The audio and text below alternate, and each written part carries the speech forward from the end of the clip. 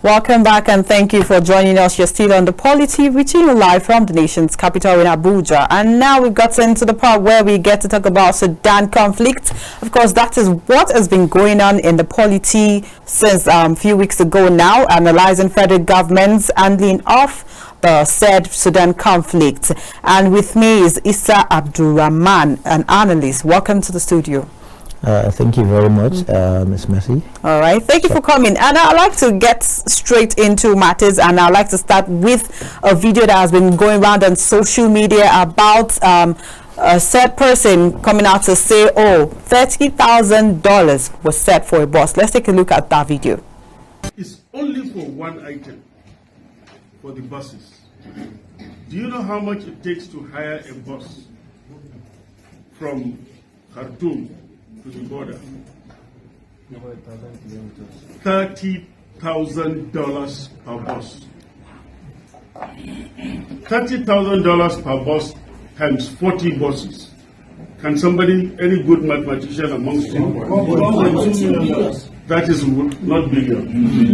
Million. Yes. That is where your 1.2 million comes into.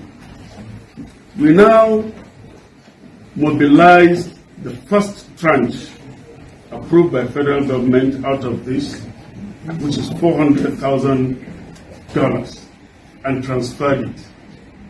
If you take out $400,000, what does it come to? 800,000. No, 1/3. Yes. Of the total.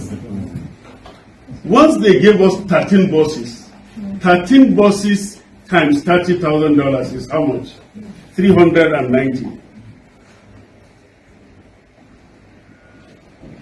30. Can somebody calculate for me? That's 390 is correct.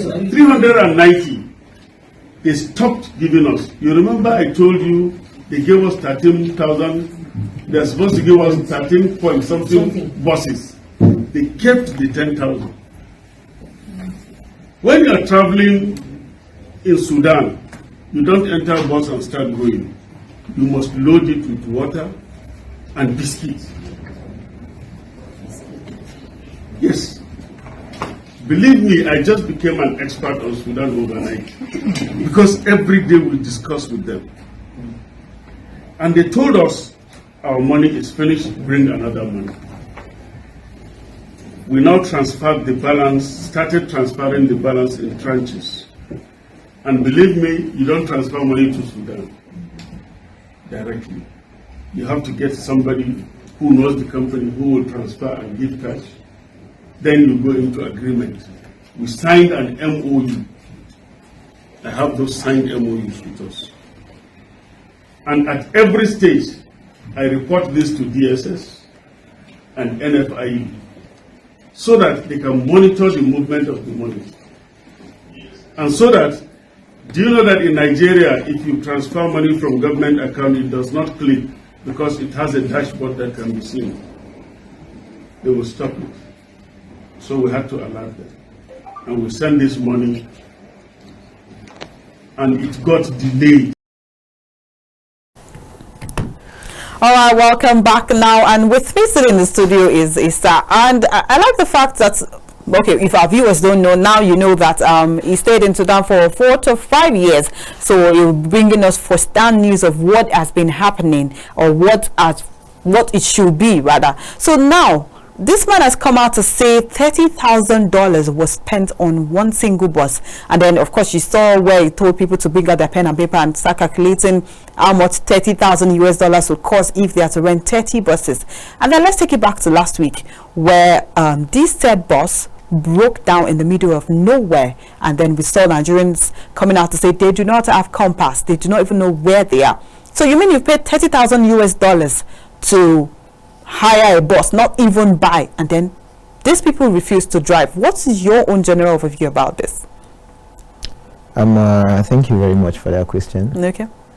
First of all, I would like everyone to know that whatever I'm going to say here, Okay. I'm speaking for myself. Okay. Might not be sentimental. Okay.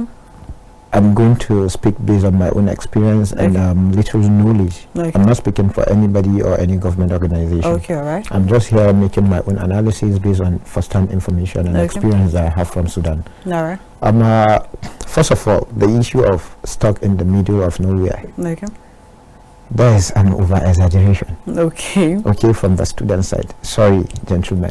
We know what you are going through. We're in solidarity with you, but we have to set the record straight. There is nothing like middle of nowhere in that place. We have cross-checked the video and we have made contacts. Okay. Yeah.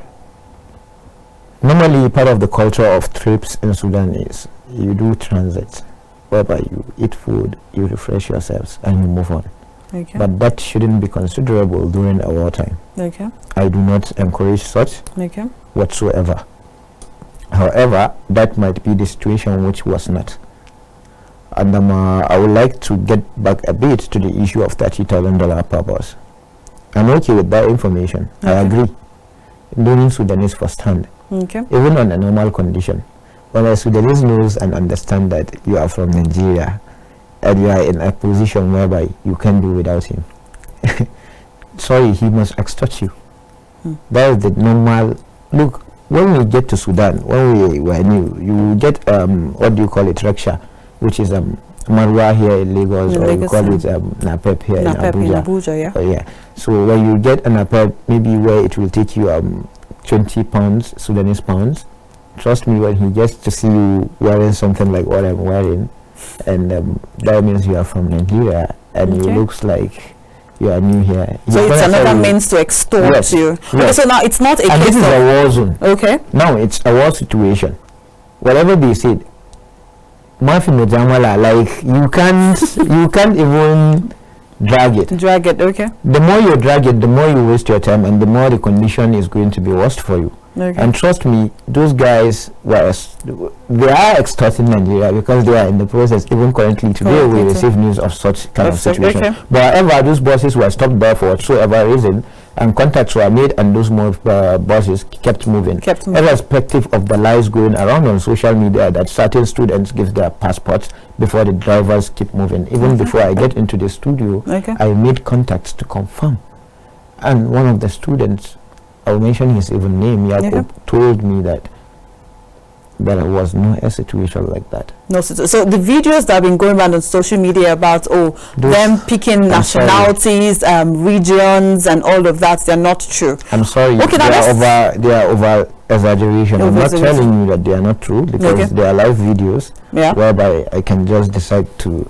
Everywhere is sounds of unnecessary musics of bullets and bombs in Sudan, in Khartoum to be specific. I can just decide to be in any background and be shooting videos, and I can be panicking. We know how social media is, as everyone is trying to become an influencer, and certain people sadly are seeing it as an opportunity to become such influencers for attention and traffic into their pages. But it's sad. We look, but you didn't talk about traffic to their pages for the people that were actually packed in the middle. Of course, we saw the desert. Unfortunately, maybe you are knowing these people for the first time, right? Some of them, they know us when they see us. They know our names when you call it. We are not hidden people. By the grace of God, we have lived well and served well in Sudan. When you call our names, they know. We know them, and when we see the videos, they know. We understand what is going on, and when we speak to them, they listen to us. When last did you see such kind of videos?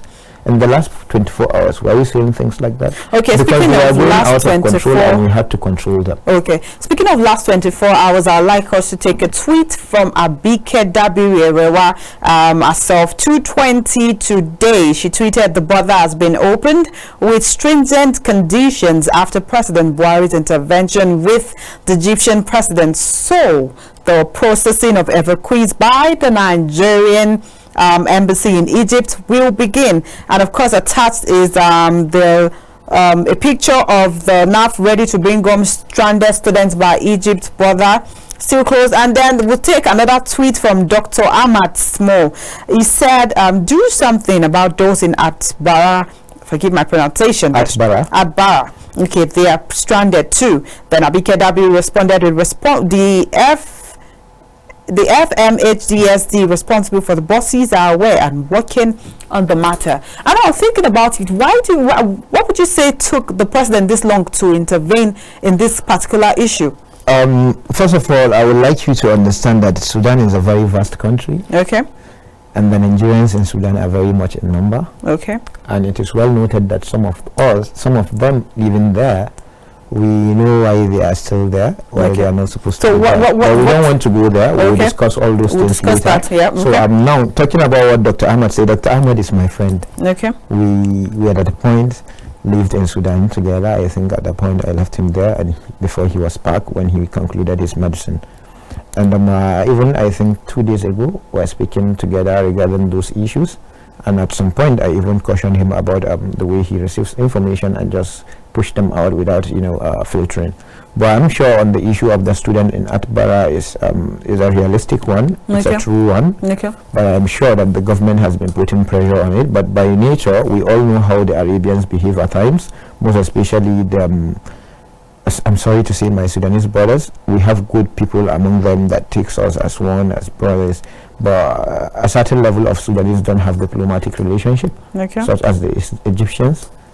I'm sorry to say this, but not sound well with some of my colleagues, but it's the truth. The people in Atbara, look, this is how they did it. When they were departing IUA, they decided to explore 2 ways out of the Sudan. Both are Egyptian borders, the Atbara and the Alwan border. Okay, so the people in Alwan are having attention despite much pressure, and at certain point, even the people that are voluntarily willing, which we call certain elders in Sudan, that have been engaged in the business of build the change or 1 or 2 businesses, they have been assisting students in terms of getting scholarships or even admission, or certain parents, because you can't send money directly to a Sudanese account. The people living in Sudan or staying in Sudan knows that you can only send money to a Nigerian Naira account, and the person there can only see the credit alert and give you an equivalent of that in a Sudanese pound or in dollar. Okay. So these people that assist people at a point, even in coming to IUA, which is International University of Africa, to calm the Nigerians down and tell them something government is trying to do or whatever. One of them was beaten innocently. Of course, there was a news. Malam Ibrahim was attacked. There was a news we read this afternoon where we said the ambassador came out to say the students should be weary of attacking the because people it's very important. They were carrying rumors around that the embassy collected money. Look, the embassy claimed that they did not receive such money. Yeah. And the embassy at some point, through certain unofficial channels, have been claiming that they have not been carried along at the beginning of the initiation of this evacuation. These are kind of things that you don't expect to see on social media. Okay, let's just wrap it up in a few sentences. Do you think the mode of transportation was clumsy? Because, I mean, we've been going back and forth about this for about a week now. It took them more than 2 weeks for them to realize they had to send enough jets. Of course, it's just clumsy. Okay. Number one, you need to know that as of yesterday, I'm not sure as of today, the airpiece is yet to get a clearance to even land in Egypt. Another issue. Look, there might be issue. Okay. There might be issue, even lifting up people. Now let me tell you the concerns of the Egyptians. Okay. These are their concerns. They don't want a situation whereby you are coming from a war zone, and sorry to say, certain bad people have been able to set bad precedents for us outside Nigeria. Outside the country, yeah. And unfortunately, it's a sad reality, and they are scared of a situation whereby the Nigerians will come through their border, because from their border to the airport is hundreds of kilometers. Okay. Whereby then those people will be hiding in Egypt without them going to where they are supposed to be going, which is Nigeria, right? Okay. So now the Egyptians are concerned about that, and they have been worried about that, and our mission in the Egypt have been trying their best to ensure that, look, you don't need to panic. We are documenting everything together, all with you, and we are doing the necessary. Note, I'm telling you this for free today, that most of those people that even started those videos don't even have valid residence permit in Sudan. They know that we know, and they know that they know that. Certain among them don't even have a valid Nigerian passport. Okay, now we've spoken about the clumsy. Don't you think the federal government should be proactive right now and looking for other means of transport? The federal government have been trying well. I have to commend them, me in Sudan, very well. Okay. But I mean, we're in Nigeria, we're at the end of Africa. Yeah, we should try better. Look, there is a way even the Sudanese see us and respect us. I was speaking with the ambassador of Chad yesterday. I was chatting up with him that, look, hey, come on, man, because he was my neighbor at a point in Sudan. I was living in an apartment and he was above me. And I was telling him that, gentleman, come on, are you in Sudan or you are in Chad? He said, I am in Chad, but my children are in Sudan. I was like, ugh, dude, because I know he has young children below 10. And he was telling me that, no, don't panic. I mean, we're transporting them to Port Sudan and from Port Sudan to Jemena, and that's all. And I was telling him that I have a couple of friends stuck in IUA. That was yesterday before those vehicles were deployed. And I was telling him that I'm worried. I don't know if he can assist in any way, because I know he's the kind of person that travels too much, especially by road, because I've been on different tour trips with him, going around Sudan to the borders, Dindar, Port Sudan and other places. So he was now telling me, he was shockingly asking me that, come on, like, isn't your embassy there? Isn't your people, aren't they there? I mean, why are Nigerians still there? And I just had to be like, dude, we're just having one or two challenges. So please, I'm calling on the government to buckle up and to speed up the process, because I feel like the government did not involve people that truly know and understand. And that brings me to my next question. Sorry to cut you short. Do you think there should have been a better synergy between the Nigerian government and the embassy of Sudan, like the Nigerian embassy in Sudan? Of course. And do you think they were properly funded? Look, it doesn't matter that way. The most important thing is wherever you are handling things like this, the government know better than me. But there must be a proper synergy before you can have a successful. We are talking about evacuation mission. We knew how we did it in Libya. It was easier than this. It was easier than this, because even in Libya, I remember the mission was going even to prisons, asking people that belong to Nigeria if they are going home. So, I mean, if there was synergy between the Nigerian government and the embassy in full times, as expected by us, the Nigerian embassy, and even if the current mission staffs are not much oriented with Sudan, the former ambassador and his staff, in person of Ambassador Musa Saban Maman, which is a current director, deputy director or a director admin in foreign affairs, have vast knowledge of Sudan. I had the privilege of working with him, and he knew that people like others, not even me, that are available in Sudan, know the know-how of possibly getting people out of the place easily and less cost effective. But the most important thing for me right now is not even the cost, but the efficiency and sustainability and the safety of the program. I recommended on Twitter a few days ago that I think the best bet out of this evacuation mission is to maintain the Ethiopian border through the Dindar, which option B should be Port Sudan. Egypt should have been our last option. Why? Because the Egyptian government is an ally of one of the pro-government forces of the Sudan, and then the RSF are being categorized as rebels. So there is possibility of you moving towards that side, and then RSF will attack you. That brings us to my question. Are you basically now, all this that you're telling us, should it be news to people? Speaking of Abike Dabiri, speaking of Nema, speaking of the people that are actually supposed to be proactive to these things. I mean, if you know this, you just said this should be the last resort. Look, I will excuse them. They might have not lived in Sudan. They don't have to live in Sudan, but you should have first-hand information about this thing.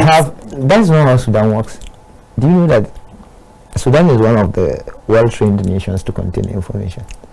Certain people among us that had the privilege to stay in Sudan by default have that kind of training. So we have privilege of information, one, and at times when we talk, people think as if we don't know what's going on, but we know. It's just that you don't talk until when it's necessary. So as I'm saying, the analysis is very easy. I think somebody that have been trying on this matter on Twitter is Woye. Woye have been to Sudan without me even knowing. So he understands the geography of Sudan. So now, even Woye was suggesting that. You can imagine. So for me, I have privilege of information, especially from the RSF side. I have access of so much of their first-hand information. Everything they've decided to do, in less than 10 minutes by the grace of God, I will get to see it. So now, if you choose to go that way, you go 50-50. So because if you look at how other nations have been evacuating their people, like Italy, yeah, it was even the RSF that gave them the convoy and everything, protection to get out of there. So for me, I want to see the RSF the way they were categorized. I don't want to know whether they are rebels or not, but since they are categorized as rebels, I will see them as such. So I would like to, if I am to lead that, I will use them through the other side. So on the final note, what would you have done different, or what do you think the federal government should do different right now? For me, I would have done it different in a simple way. I've said it. The government should have, if I was to do it, I could have easily put a phone call to Hameti.